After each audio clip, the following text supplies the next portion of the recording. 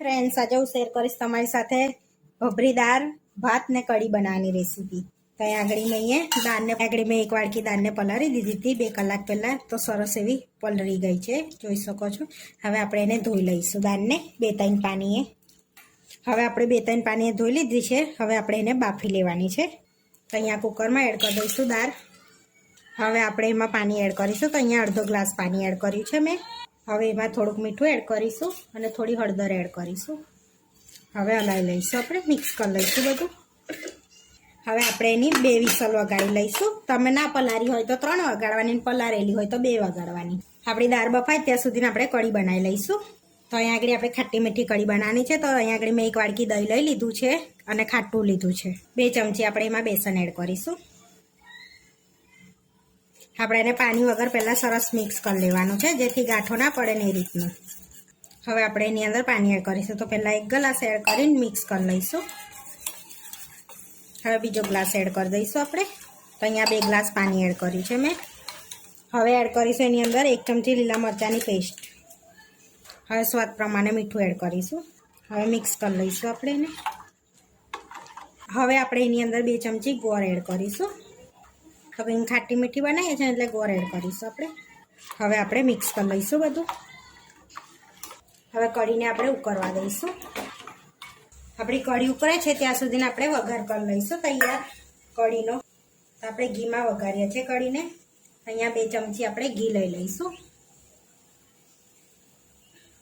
અહીંયા 2 ચમચી ઘી લીધું છે, એને ગરમ થવા દઈશું.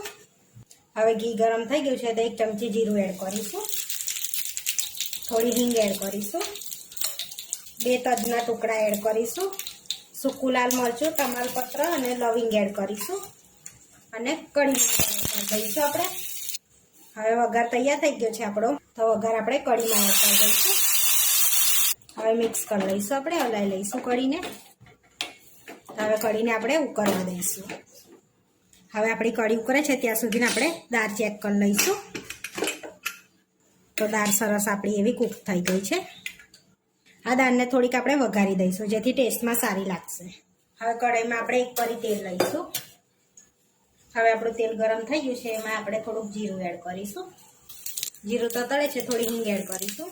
સૂકું લાલ મરચું એડ કરીશું. તમાલપત્ર 1 એડ કરીશું. કઢી મીઠું એડ કરીશું. અને દાળ બાફી તે એડ કરી દઈશું.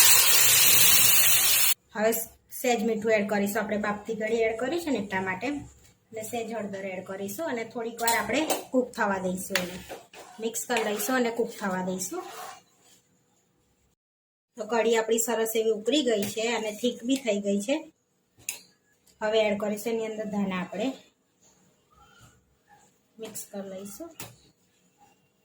તો આપણી કઢી બનીને રેડી થઈ ગઈ છે. તો હવે આપણે દાળ ચેક કરી લઈશું. તો આપણી દાળ બી સરસ એવી થઈ ગઈ છે. હવે એની અંદર થોડાક આપણે ધાણા એડ કરીશું. મિક્સ કરી લઈશું. તો આપણી ભભરી દાળ બનીને બી રેડી થઈ ગઈ છે. હવે આપણે ભાત બનાવી લઈશું. અહીંયા આગળ 2 વાડકી મેં ચોખા લીધા છે.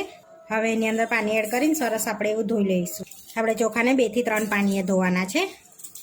હવે 2 થી 3 પાણીએ ધોઈ લીધા છે. હવે આપણે ભાતને બનાવી દઈશું. અહીંયા ભાત આપણે કુકરમાં બનાવીએ છીએ. તો 3 ગ્લાસ આપણે પાણી લઈશું.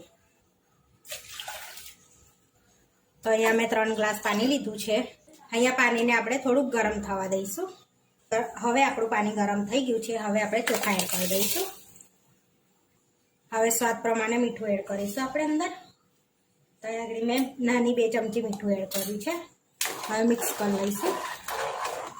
હવે આપણે 3 વિસલ વગાડી દઈશું. તો આપણી 3 વિસલ વાગી ગઈ છે. તો હવે આપણે ચેક કરી લઈશું કે આપણા રાઈસ થઈ ગયા છે. હવે આપણે સર્વ કરી લઈશું. તો અહીંયા આપણે રાઈસ લઈ લઈશું. હવે આપણે ભભરી દાળ લઈ લઈશું. હવે આપણે કઢીને લઈ લઈશું. તો આપણે ભભરી દાળ કઢીને ભાત બનીને રેડી થઈ ગયો છે. આવા વિડીયો જોવા માટે મારી ચેનલને સબસ્ક્રાઈબ કરો, લાઈક કરો અને શેર કરો. અને તમે જરૂરથી ટ્રાય કરો. ફરી મળીશું નવા વિડીયોમાં.